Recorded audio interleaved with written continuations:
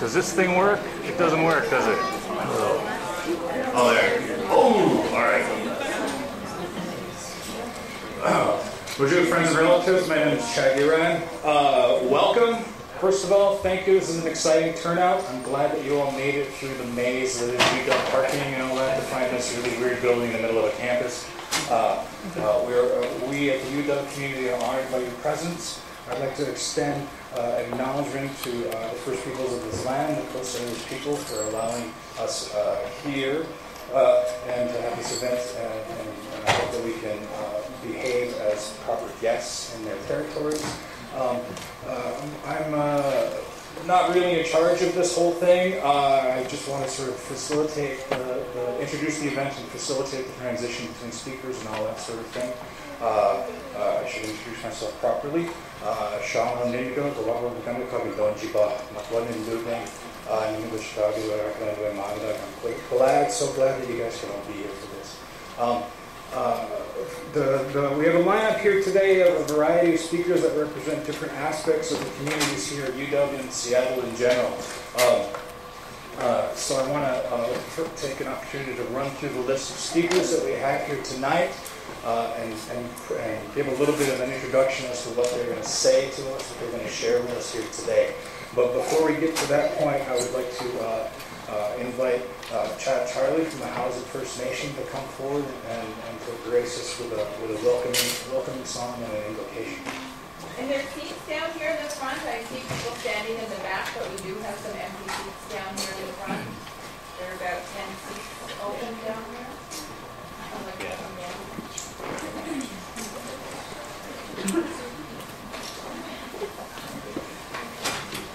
But 3 over here together in the corner.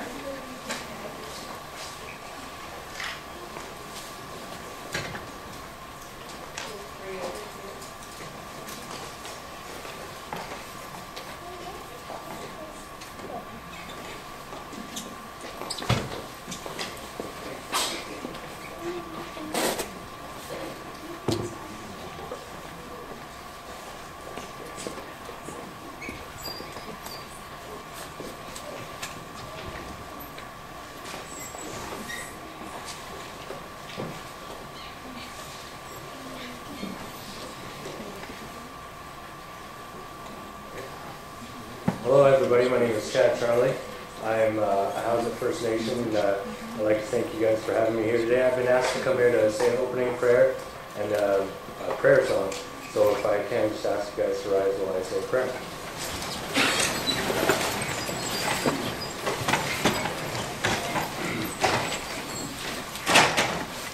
Dear Lord, we come to you today and we thank you. We thank you for everything that you've given us today, for waking up for another day and bringing us all here in togetherness and being happy. You know, we thank you for all the love, joy, and happiness that you bring into our lives. And we ask that you guide everybody in this room today with everything that they need to carry on through the day and through the week and throughout their whole life, Lord. And I ask that you would bless them with positivity and lead them into the right direction that they need to go in, Lord. And I'm going to say this prayer on everybody's behalf, and I thank you.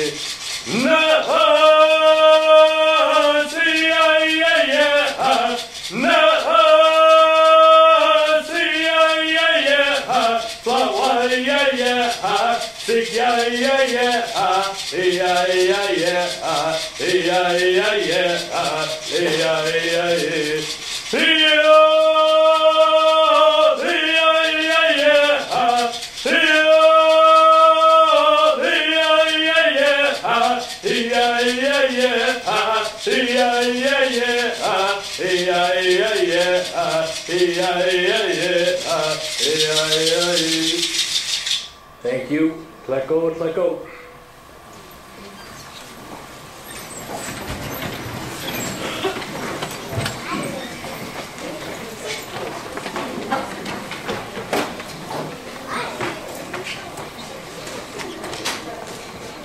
Thank you for that, sir.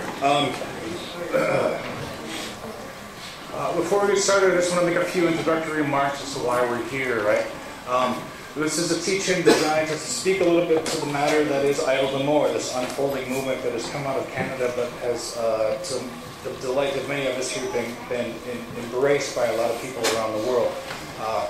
Idle the More arose out of a few specific pieces of policy and legislation out of Canada, having to do with undoing First Nations governance and First Nations stewardship of lands and waterways in Canada, and the undoing of those relationships between First Nations tribal peoples and their lands and landscapes has direct impact on our lives here on this side of the border.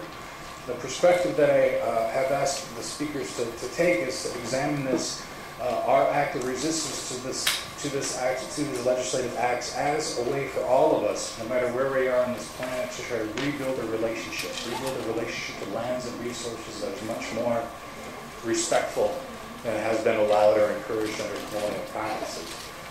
It seems that everything that has unfolded in terms of law and policy deployed against Indigenous peoples around the world has been intended to disrupt all sorts of relationships to territory and land and resources, each other as nations on this land and on this planet, and in between, even at the individual level, disrupting families, breaking up families between parent and child through boarding schools and adoption practices and all those things. Those are all great, big, huge issues.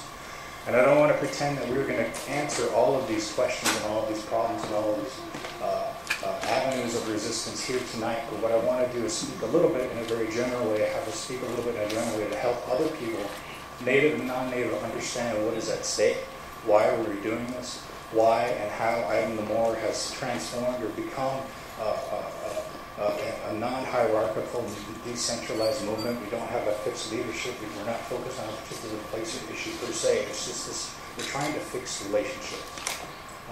And it seems to me that each of the speakers that we've invited here tonight can speak to different aspects of the legislation and ongoing activities that extract resources from our environment from that perspective.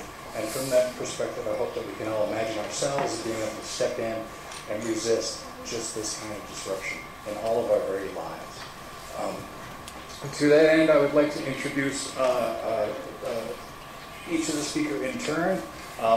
The first person who I'd like to invite to speak and hope that she can honor us with her words is a faculty member here at UW, Charlotte Cortez, a Nuu-chah-nulth First Nation citizen who wants to speak to us about Canadian First Nation politics in a general sort of sense, to provide a quick summary of the colonial situation as it is up in Canada from her perspective as a First Nation citizen and a little bit of academic background and historical background, so that we can get sort of the nuts and bolts of where a lot of this movement is what a lot of this movement is reacting to.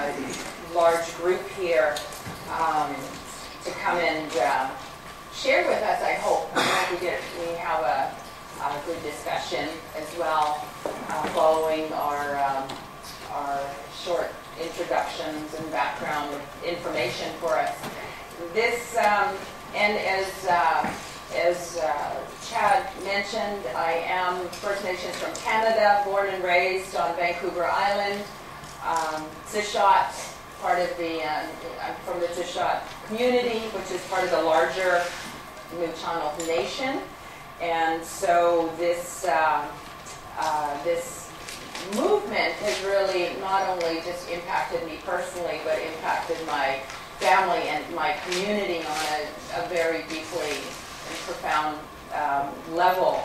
So what I wanted to do, just because this is my background, and bring in some of what I also include in classes that I teach here, is just to place this movement into a context, because it didn't come out of it didn't just come out of nowhere. I mean, there is a history in Canada with respect to the undermining not only of environmental rights, but also, and I think very more importantly, Indigenous rights in Canada.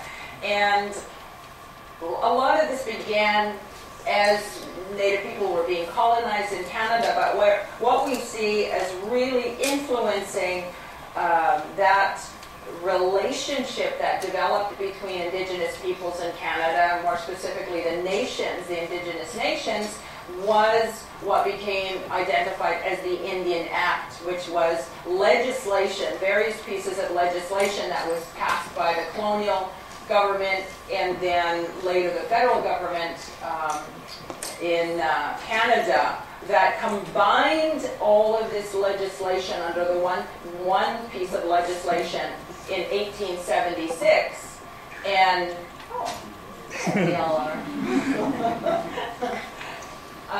that really set forth a very complex system for registering Indians, for administering the lands that we live on, and also for regulating every aspect of our lives. And that Indian Act is still alive and unfortunately thriving in Canada. And as a result of that, it continually interferes with our lives, and also interferes with that relationship that was established through the treaty process and the recognition of our rights in the treaties. So this has, as a result of the Indian Act, we've seen various pieces of legislation come forward throughout the years, especially one that came forward in the 1960s following legislation here in this country, and that was the 1969 White Paper. And basically at that time we had what was identified as a very liberal government in Canada, and a government that was trying to set forth equality for all. This was the framing of this policy that came forward. And basically what the White Paper was a policy that, if it was passed, it would have terminated the special relationship that existed with Native peoples and the Canadian government as a result of those treaties that were signed. It basically would have terminated that status. It came about in 1969 during a period of political change, as we all know, at least most people, the younger people in this audience, probably kind of know about the Civil Rights Act, even though in all my classes I talk about the Civil Rights Act and the fact that we wouldn't even be sitting here if we didn't have the civil rights movement and the American Indian movement, as well as the Red Power movement. So we had a very politicized Indigenous community in Canada in the 1960s. So when that bill came forward, we garnered a lot of support and we voiced a lot of opposition, and that bill ended up dying. But what it did was really make us aware that we were going to be dealing with a government that was going to constantly try to impose this legislation to undermine our rights and to attack and undermine that special relationship we have to the land. And that's what we're seeing today. And this is what, as Kayayake Alford, the Mohawk scholar who runs the Indigenous Governance Program at the University of Victoria, calls the colonial situation that we are still in today. And a part of that is that we're seeing First Nations governments, or the First Nations leadership in Canada, working within that colonial context. And that becomes problematic when we have these issues that arise where we need another voice or a different kind of voice that brings forward the issues so that the Canadian government will listen to us and understand what we're saying, other than it just going in deaf ears, going in one ear and out the other, which is what people have been saying about leadership in Canada and the that colonial situation that we are still in. So we need to see responsibility on both sides. But that it really is an awareness that we're seeing within this movement that, as the movement says, we can't be idle no more. And not just we being Indigenous peoples, this is, and I love this, I found this on the internet, it's not just an Indian thing. It's a people thing. If you have any respect for the environment, it's for all of us, and for not just our generations, but generations to come. So I just wanted to just provide a little bit of context, and we'll pass this on to the next person. Thank you, Charlotte. I'm going to turn this off. Thank you, Charlotte. Next up, next up we have Joe Dupree, who is Lakota Shiner Sioux. He's a student here at UW, a member of First Nations who sponsored this event here tonight. He's a person whose family is directly affected by the termination policies here in the U.S. Along the Klamath. Asked him to come here to speak to us tonight about some of the similarities between the matters of land privatization and those termination-like aspects of Bill C-45 up in Canada and what they rolled out here in the U.S., both in the 1887 Dawes Act as well as official termination policies in the 1950s.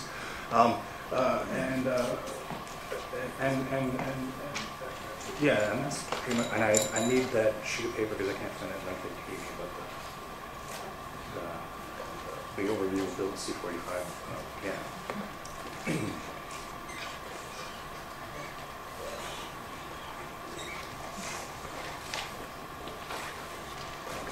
I'll get this up as soon as I can. Here's Joe. All right, well, as you guys heard, my name is Joe Dupree. I'm an old member of the Klamath tribes along the eastern slope of the Cascade Mountains in southern Oregon. My mother's Klamath, Modoc, and Paiute, and my dad's family is from Ubi, South Dakota, Cheyenne River. I'm speaking tonight because I'm concerned about the package of bills that's being proposed by the Canadian federal government, and it represents a huge step backwards in the relationship of federal to First Nations. These bills can threaten First Nations sovereignty, homelands, and treaty resources. Much legislation seems to spring from the unilateral authority of the Canadian government, but has no respect for First Nation sovereignty.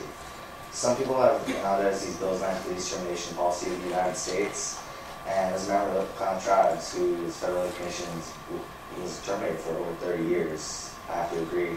The first pattern I wanted to note was the number of bills under consideration. In the late 1940s and 1950s in the U.S., we held the same pattern.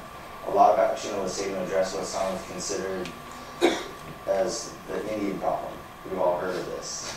A lot of action was taken to address it through legislation, including things like the termination policy, which aimed to do away with all would just do away with the business federation between tribes and the U.S. government.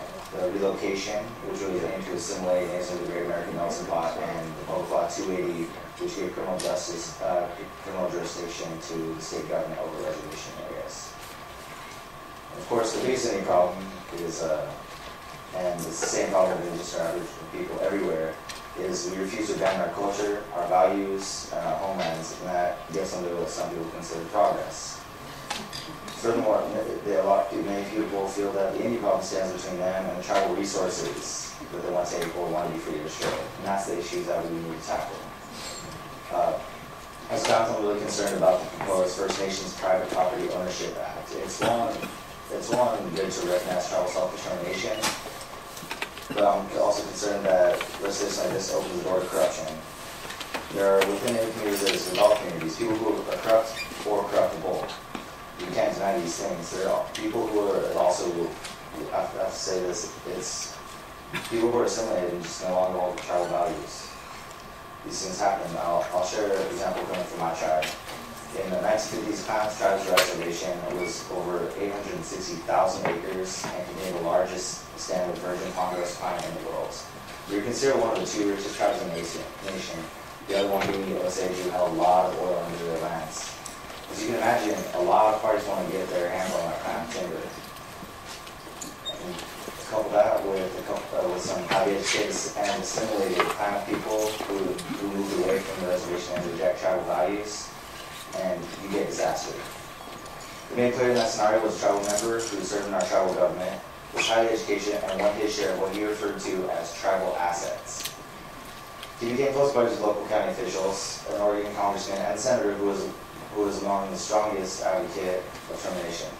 Even though Clan tribal members voted this person out of office, he continued to represent himself as a representative of the Klamath tribes. He had a lot of support off reservation from those tribal members, especially those who have ceased to have ties with their relatives on the reservation.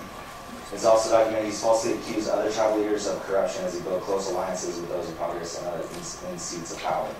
In the long run, these transactions resulted in the ultimate termination of federal recognition by the Klamath tribes, and the conversion of most of our tribal lands into U.S. owned national forest. Fortunately, though, the 1954 Klamath Termination Act failed to formally abrogate our treaty rights to hunt, fish, and gather. The battle to protect treaty rights pulled our people together and ultimately led to the restoration of our government-to-government agreement with the United States. Nevertheless, our losses, especially that of our homeland, our language, and much of our culture, informed you. I won't worry with more detail, but as it's opening certain doors, such as door to sale of tribal homelands, it could lead to a slippery slope of corruption and loss. I also want to note that it's been alleged that Bill C-45, Budget Omnibus Bill No. 2, removes many fish habitat protections and fails to recognize Aboriginal commercial fisheries. As Assembly First Nations stated, the AFN brought forward a range of concerns expressed by First Nations, including the fact that the definition of Aboriginal as it relates to fisheries does not capture all First Nations fisheries, including fisheries that were reaffirmed in the Marshall Decision. Fisheries not captured within the definition of Aboriginal, commercial, or recreational fisheries will not be protected under the Fisheries Act. This is another issue I relate to as a Klamath. One of the primary fish that has sustained us over thousands of years is chwam. It's a type of suckerfish. They're not highly thought of by most European Americans. They're not necessarily attractive, they're kind of bony, and they don't really hold that sport commercial interest like trout and salmon. I come from a place where people will travel just for the fishing and hunting. Even so, they played an important role in the Klamath survival over millennia, but they've literally been referred to as garbage fish and have been treated as such. They were brought to the brink of extinction by agricultural practices in the Klamath Basin, where we virtually have no support in helping them survive until they're put on the endangered species list. For those who are not familiar with the Endangered Species Act, is pretty important. It has to get to a pretty bad level to be considered endangered. And they've been the center of what a lot of people call water wars back home in the Klamath Basin. And it's also highly likely that First Nations also have species that help them survive without catching romantic notions of others. They're not going to be seeing fish on the wall. Actually, Bill C-38 and C-45 pose great threats to the ability of First Nations, either alone or in partnership with others, to protect their environment and treaty resources. Without taking much time, I just want to share a few more concerns as a Native person about some of the other legislative amendments faced by First Nations. Bill C-27, First Nations Financial Transparency Act. This legislation strikes me as racist. It imposes higher standards and a greater reporting burden on First Nations that are imposed on the nation's own municipal, provincial, and federal officials. Bill S-2, Family Homes on Reserve and Matrimonial Interests or Rights Act. That just violates, that infringes on inherent tribal sovereignty. This shouldn't be an issue. First Nations Elections Act, it needs to be refined in consultation with First Nations governments to ensure that it's helpful and not simply for Trump. Safe Drinking for First Nations Act, Bill S-8. It needs to be refined in consultation with First Nations government because the Canadian government should be held to the highest standard when making any decision that would annul or destroy Aboriginal rights or treaty rights. Bill C-428, Indian Act Amendment and Placement Acts. Things like this should be introduced until an intense government-to-government process is taking place in order to understand the potential impacts on First Nation governments and citizens. I swear, I'm almost done. Bill S-207, an act to amend the Interpretation Act. it sounds good on face, but it appears to be questionable whether it has any real teeth to make it a substantive, And the First Nation Self-Government Recognition Bill. It also sounds good, but an intensive government-to-government process needs to take place in order to understand the potential. Continuing. I just forget myself. Oh my goodness. But before I leave, I just really want to thank people at OKT who put this information out on the internet for us to see. These are things that just really need to be thought out, both native and non-native alike. Thank you.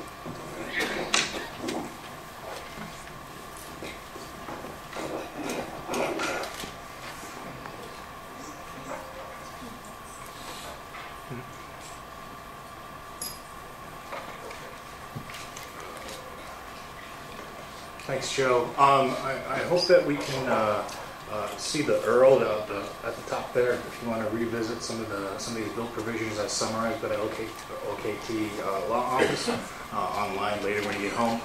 We can also post a link to this from the event page on our Facebook, which is where I think most of you heard of this event in the first place, right? Yeah, we're all Facebooking again. Okay, so.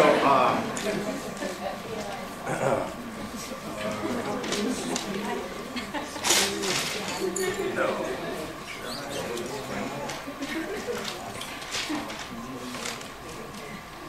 All right, so thank you, Joe. I'm proud that Joe's one of my students. Did a good job, Joe.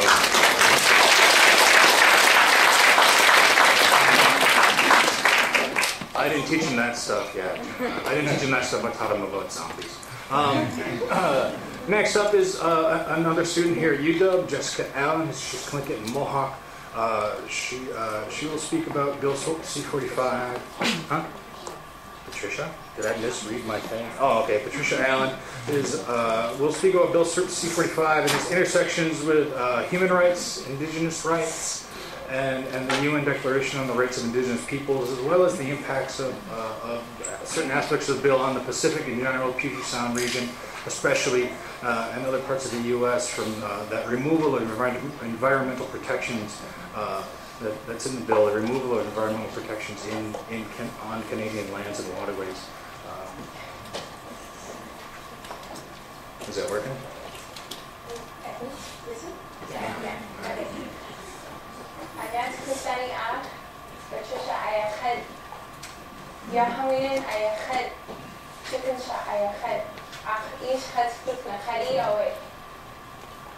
My name is Patricia.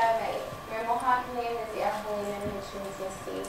I'm a Chickadee Eagle from Alaska on my father's side, and my father's people are Coho Ravens. I wanted to thank everybody for allowing us to do this, and I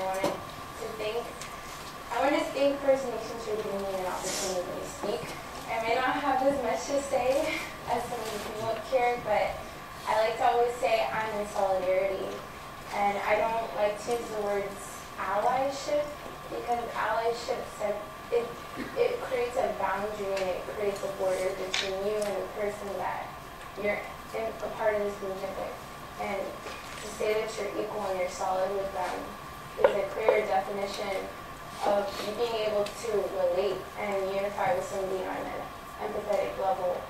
And so I think it's really important for, especially as Professor Cote said, like, this is not an indigenous issue, this is a human issue.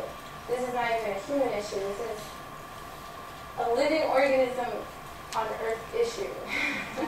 And so you can't say, I can't say me being American Indian and Alaskan Native, I can't say that I'm in allyship because I'm a human being living on this earth and this affects me, so I'm in solidarity with it. And so part of my tribe is in the Yukon, and so like I could have had this directly affect me and my sovereignty of my relatives and ancestors from that part that was cut off, that border that defines whether you're Canadian or, from the United States. So I mostly want to talk a little bit about the human rights side of it and kind of the whole active activist side of it, I guess you could say. I'm not very much of somebody who really can be kind of a good advisor when it comes to environmental rights, because that's not where my calling has been. Like, so far I've fallen into human rights and I've fallen into civil rights. So I just wanted to touch on the fact that a little bit about their sovereignty and the fact that originally when the UN created the Declaration of Rights on Indigenous People, the 4 countries that did not sign it were the US, Canada, New Zealand, and Australia. And they're the ones who rejected it. And when you really look at it, it's the colonized countries from England and from Eastern Europe. And so you really have to think about it and the impact we still have from those countries, even though it's so long ago. It still is there, and they only within the last several years actually finally signed off on it. And whether it's actually being ratified is completely different, because you can sign off on a bill, you can be in support of it, but to ratify it as part of your policy is a different thing completely. So, like, for example, like the U.S. signed off on the Declaration of Indigenous, not Declaration of Indigenous Rights, but the Declaration of Human Rights. But they have ratifications and they have declarations about it. So therefore, people who live within the U.S. and they've had human rights violated, they can't be protected by the U.S. from the U.S. because they have a ratification that, well, if it contradicts our declaration and our Declaration of Independence and the U.S. Constitution, then we're completely immune of it when it comes to domestic laws. So a lot of countries have a lot of declarations and international treaties and customs that basically define saying that, well, we'll use it in our foreign policy, but we won't use it in our domestic policy because it contradicts what we believe in, or it's too similar, so why change it? And you lose your power. So when it comes to different bills, it's just easier to read it knowing that countries can sign off on something, but they can't necessarily have it ratified and utilize it in their laws day to day when it comes to their citizens. So also, when reading the Declaration of Rights of Indigenous Peoples, their purpose, I didn't memorize it, so I'm really sorry, but the purpose is to promote their full effective participation in all matters that concern them and their right to remain distinct and pursue their own visions of economic and social development. So when you hear about I Don't Know More and the fact that a lot of the indigenous people don't necessarily have a voice, and you hear about the fact that they don't really take to consideration a lot of the leaders' power and a lot of their voices, is already violating a lot of our human rights. And it's violating our human rights and also pursue of being able to have, fulfilled life and liberty. And an effective remedy for when they feel injustice happening. So the fact that not only are they making these decisions without us, and they're violating our human rights, they're violating First Nations people's human rights, they don't have an effective remedy in order to come with a better conclusion, come with a better agreement. And also I just wanted to say, really quick how it affects, where I'm from. Because especially with the Navigation Act, when it comes to the waterways, it affects a lot of the Alaskan salmon that comes in. The majority of our salmon comes from British Columbia, so I always get affected by that, because then that affects our sustainability. The majority of my family has been sustainable economically through fishing, through doing different things in Alaska and in British Columbia.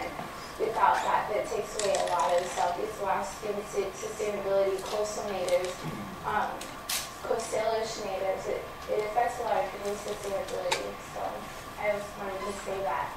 But and I think in general, um, if this movement gets seen in vain, it's a really big step for a lot of oppression that could happen. Like, the reason why I originally got into Idle No More and I was really moved by it was the fact that this could open so much doors to creating a universal democracy and not just like dividing different people and considering different groups on different human worth.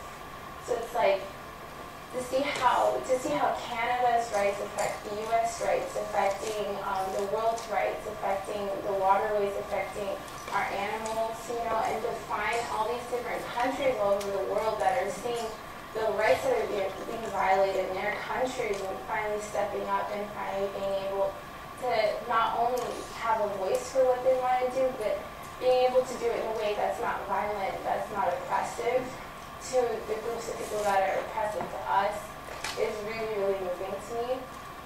And,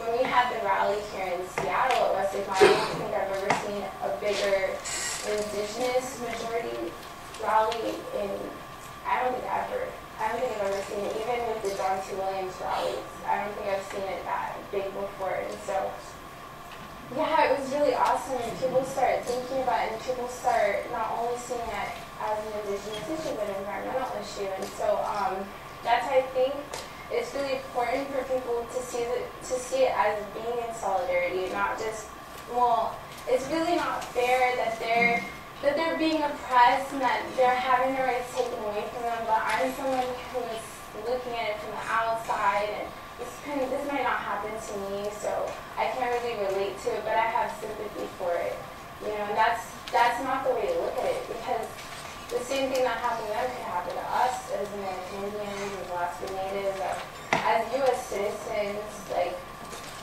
our sovereignty could be taken away just as easy, because if this could happen in Canada, and especially from the U.S. perspective, Canada being a very kind of more understanding country and not as imperialistic, you know what I mean? But I'm just saying,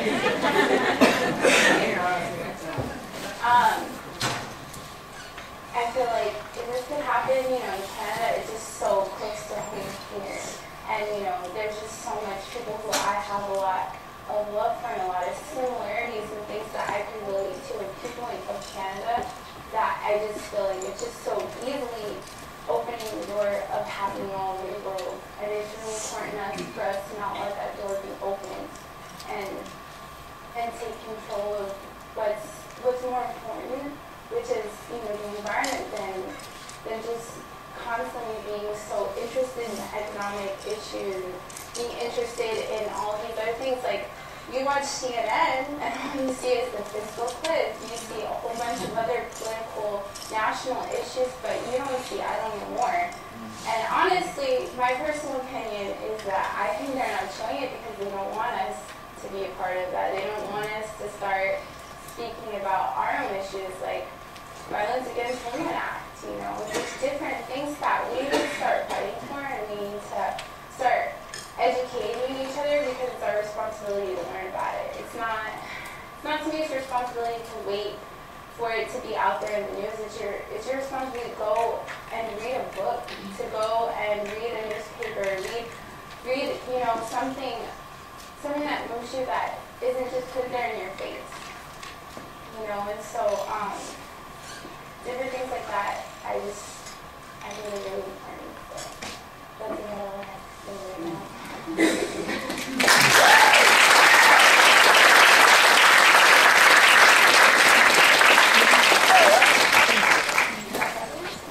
Thank you, Patricia. Next up, we have, is that me making that noise? We have Joey Gray, who's going to speak to us. She's Métis Okanagan. She's a UW grad of International Studies, German Language and Literature, and Library and Information Science. She works in UW in student services and admissions advising and at UYU. Now she's an information systems consultant for nonprofit organizations and she volunteers with Tar Sands Action Seattle. She'll be speaking to us about the Alberta tar sands and the transition that we envision of moving away from a dirty energy economy. Thank you. Is this on? Yes. Okay. Thank you very much. It's a great honor to be here with you all here in this place, and it's an extremely wonderful honor for all of us to be part of this global movement on today's Day of Action that started in the first time zone in England, where the Indigenous Environmental Network met up with the Tar Sands Action people in London and carried a letter from a bunch of activists in Oxford to the Queen and met at the statue of the former Queen who signed the treaties back, 250 years ago, and that symbolic act there is all over the internet now. And then all day today, tar sands activists and I don't know more activists and Occupy activists have joined together, taking pictures just everywhere. From you've seen them from Sweden to New Zealand to South Africa to all across North America and to here. And so we're almost at the end of that day. And I want to focus on the tar sands specifically because because dirty energy is the defining feature of our greater culture as we know it in the Industrial Revolution. And it's a mess. And we know that. The climate is disrupted now.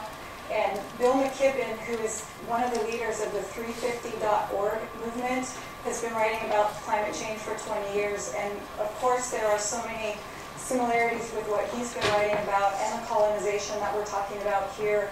And he's written extensively and got these students together to form, 7 students formed this movement, 350.org, which has gone global. And they've been having days of action for several years now, including a work party in every country on one day, except for North Korea. And so getting back to the tar sands, this up in middle to northern Alberta is an area the size of, say, England or Florida. It's massive.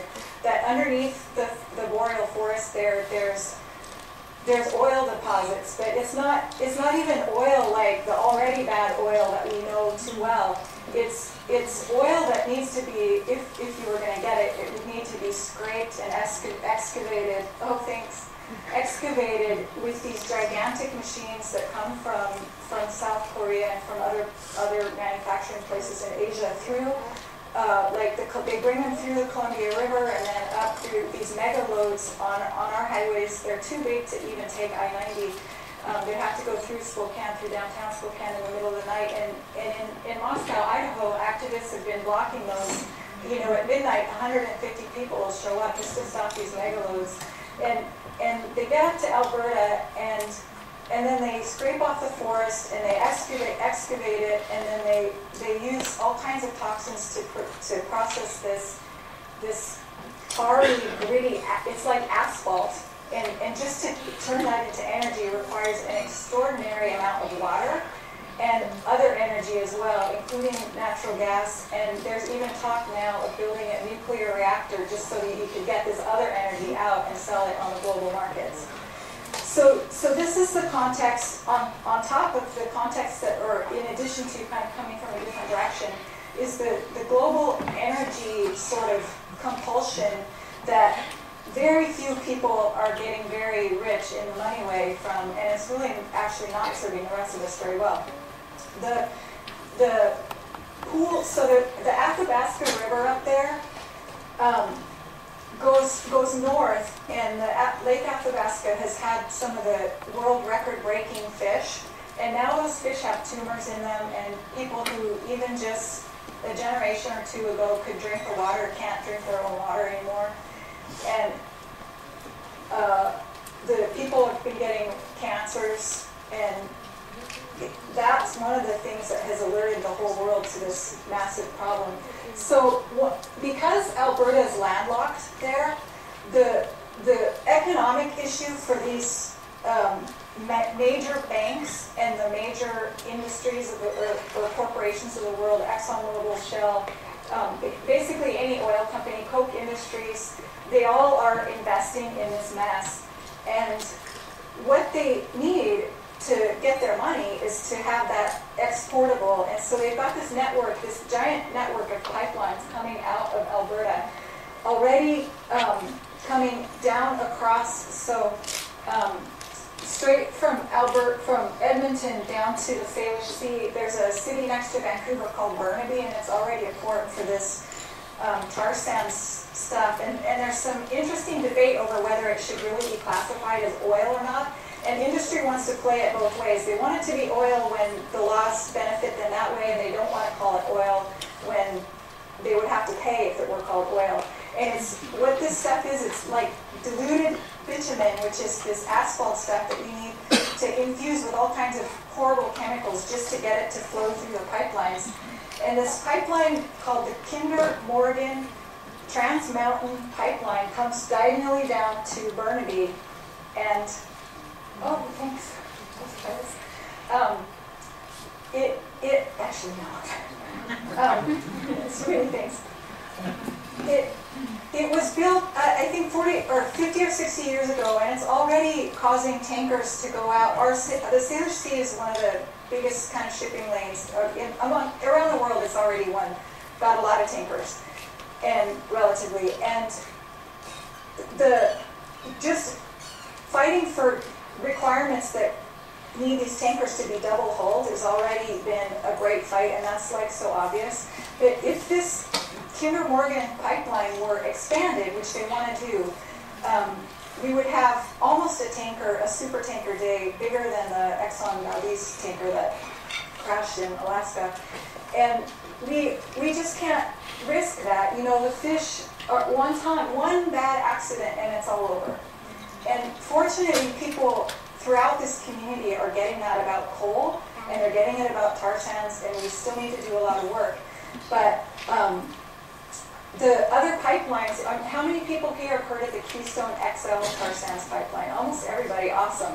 So the reason, this is an amazing example of activism at work, because just say 2 years ago, not a single person in this room would have raised their hand. I mean, maybe you would have if you were really paying attention, but in general, the country was not aware of this issue.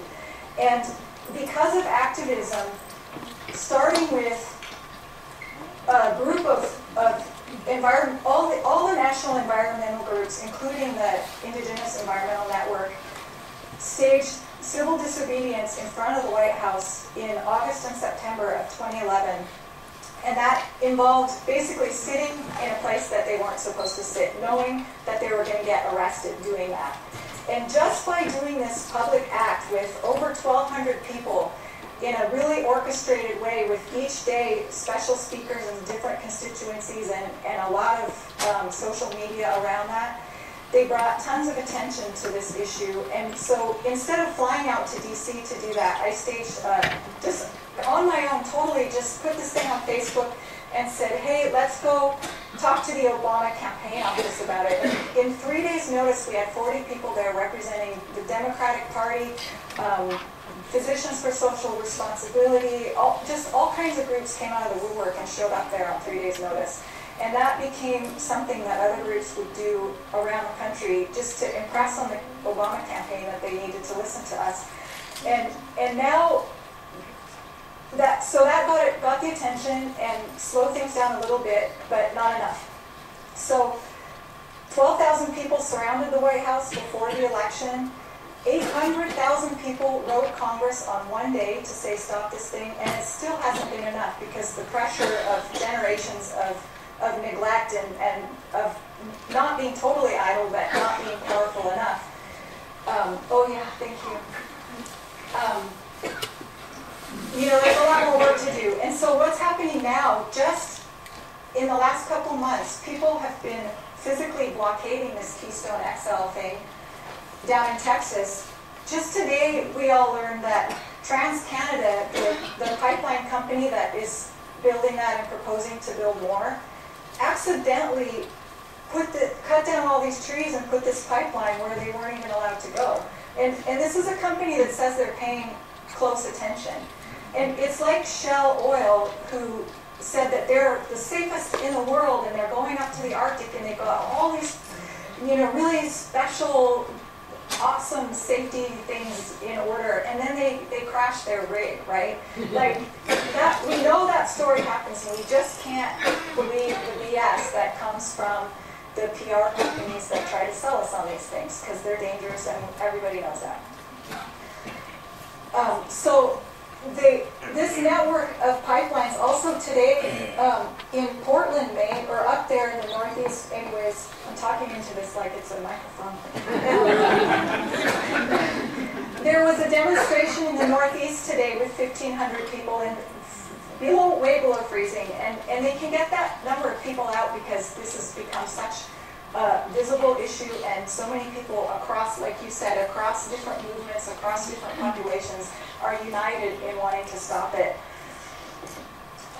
In October last year, across British Columbia, starting in Victoria, there were 5,000 people protesting against the Enbridge, the proposed Enbridge Northern Gateway pipeline that would go up through the Spirit Bear Forest and through several communities up there. And then that same week, they call them ridings, it's the electoral district in Canada. It's like kind of like a precinct here. That same week, in 70 of those, people met their members of parliament and impressed on them that this pipeline shouldn't happen across northern BC. So every single one of these is contested, and in the Defend Our Coast movement in British Columbia is where you can get more information about both of those. And we have a lot of work to do here, because as we are all in super strong solidarity about shutting down the tar sands and stopping this flow of dirty oil going out into global markets, we also need to plan to have some serious protests here against this Kinder Morgan pipeline, and I'm inviting you all to be ready to participate in that. You can look up on Facebook Tar Sands Action Seattle. That's a good place to start, and I'll give you some more information at the end. But how much longer do I have? I haven't been timing, sorry. How many more speakers are there? I can go on for a while. We have one more speaker, and then we want to open it. Oh, yeah, okay. Two more. Oh, yes, two more.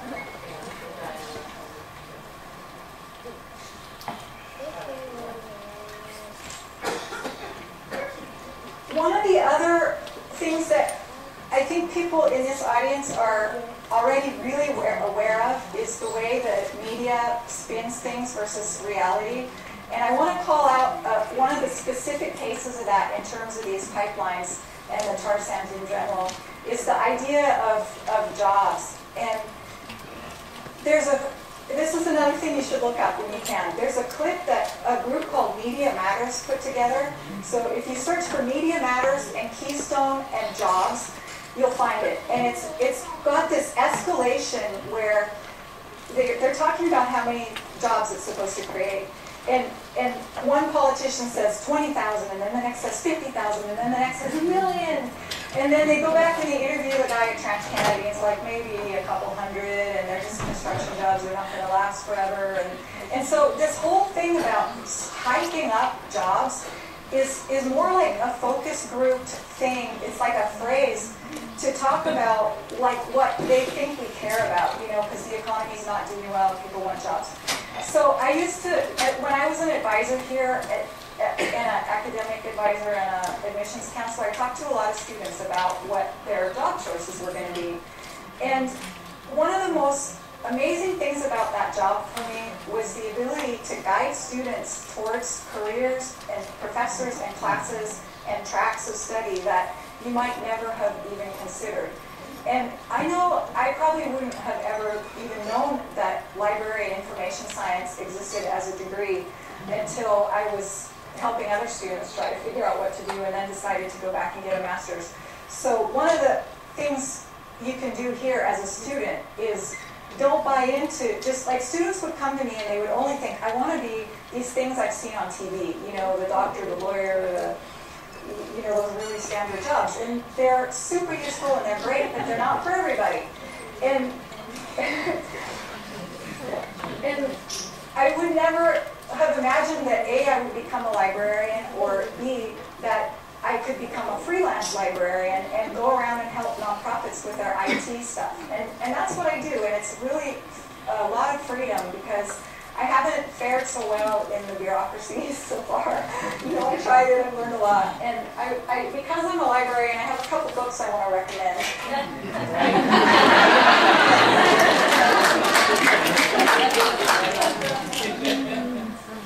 This one is called Hunters and Bureaucrats, and it's an ethnographic study. Oh, good, I thought somebody would know it. It's an ethnographic study of somebody who went and stayed for 3 years in Yukon, the South Yukon, and stayed with indigenous people there and tracked how when the highway came and when the economy changed and money came and then just the general bureaucratization of people and the things you're talking about, you know, what somebody's classification is within this whole system. And for me, the way that plays out is that I applied to the Métis Nation, British Columbia, because I wanted to know if I would be eligible and stuff. But then I had this sign and say that's the only thing I would ever do, and I was like, wait, something doesn't feel quite right there. So I was accepted, but I didn't actually finish the paperwork, and that's fine with me because it's not about the money for me or about like that. I didn't need that for my identity because I just want to know more about what my grandmother's family was like, you know. So another book I want to recommend is Decolonizing Methodologies, especially for anyone who's doing, okay, good, for grad students. And about the tar sands specifically, there's an author called Andrew Nikiforuk, Nikifore, I can't remember exactly, but Andrew Nikiforuk, and he wrote a book called Tar Sands, Dirty Energy and the Future of the Continent.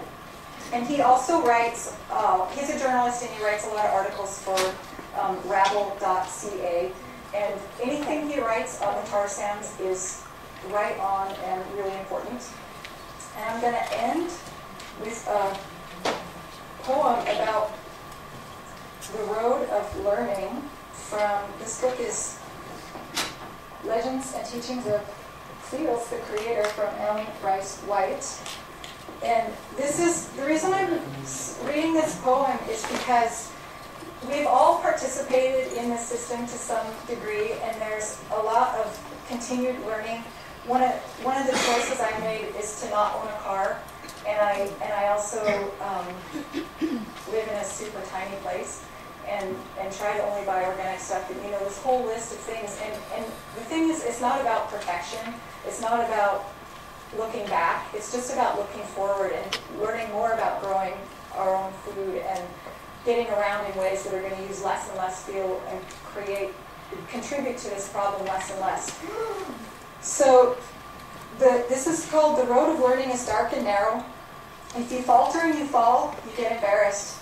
You jump up and look around and see if anybody saw. You look around and you go, what did I learn? The only thing you learn is embarrassment. And when you want to learn, when you fall, even in the darkness, you feel it, you taste it, smell it, think it. Then even in the darkness, you'll see. Thank you.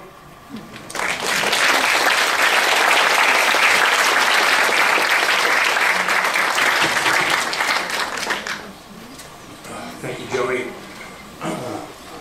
How are we doing? Falling asleep or anything? All right. Before we move on, let's take a minute and stand up and move so the nice stagnant air that surrounds us can hopefully blow out of here. The next speaker up is Professor Diane Millian. Tanana Velasquez, recently tenured in the Department of American Indian Studies here at the University of Washington. She's a long-time activist here on the Northwest Coast and elsewhere. I know her really well. I respect her immensely. I'm really glad she's here. And she's going to share with us some of her writing. And just happy she's here with us. Thank you. Can you hear me? Okay. Yeah, my name's Diane Millian, and I'm Athabascan. I'm from Alaska, and my father was from Canada. And I actually wrote this poem quite some time ago, but like all things, it keeps coming around, so, and it still has truth. It's called Currency. Watching our blood, its journey into plasma bags, laying still on tables, hearing the coughs and restless movements of people bleeding for the $7 which sends us out again, able to face looking for something, this deep red fluid that propels our hearts. War is money, the blood spilled to the earth, blood appearing suddenly with no warning from wounds that we inflict on one another. The blood is the currency by which we trade our destinies, propels some to be takers on this world where racial memories are named for the taker. Sand Creek, Bosque Redondo, Auschwitz, Cape Town. The lives we remember individually from the wars fought for money, to run strip mining, take land, erase entire peoples. No one left untouched, yet some remain silent, not told that our blood is currency. That for $7 or for $7 billion, it will never buy one thing back. And I read, or have read that many times, but I wrote it originally because the push then of the multinational corporations into our lands in the Southwest. And so I see this same push, 20 years later, all over the earth into indigenous lands. But I want to bring this back home because, in 1990, I decided to go to Canada and begin to look at the residential schools there. And what actually hit me when I went there to study, and so I've been, studying and writing for about 20 years, around those issues, is that basically here 20 years after, almost 20 years after Oka, in which the Royal Commission on Indigenous Peoples made huge amounts of promises to Canadian Indigenous peoples. We are here at this point where we must rise up one more time and be idle no more. Mainly because I want to bring it home, because what I write about is one of my classes that I teach is called Alaska Native, First Nations, and American Indian Child and Family. And so many of my students here, good to see your faces.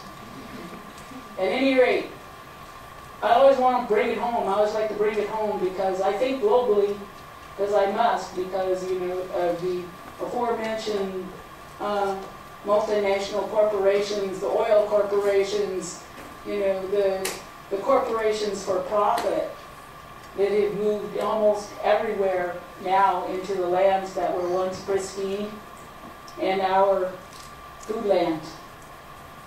The lands where our foods came from, our home foods, our country foods, the foods that sustained our cultures for thousands of years, thousands upon millennia. Those foods are irreplaceable, absolutely irreplaceable, as are the peoples that are on those lands, absolutely irreplaceable. We do not exist anywhere else on earth except for on our indigenous lands, nowhere else. Our languages are not spoken anywhere else on earth but those places where we still speak them. It always makes me cry when I hear where our young people identify themselves and speak in their language, because so many of us have got kind of taken away in our generation. But I can say some words, but boy, I'm proud to hear it. And they can introduce themselves that way. But to bringing it home, what I want to tell you somewhat briefly is that for at least 28 days, Chief Teresa Spence was the heart of Idle No More. Chief Teresa Spence is the chief of Attawapiskat, a Cree nation. One of the things that Chief Teresa wished to bring to the people by her act for her people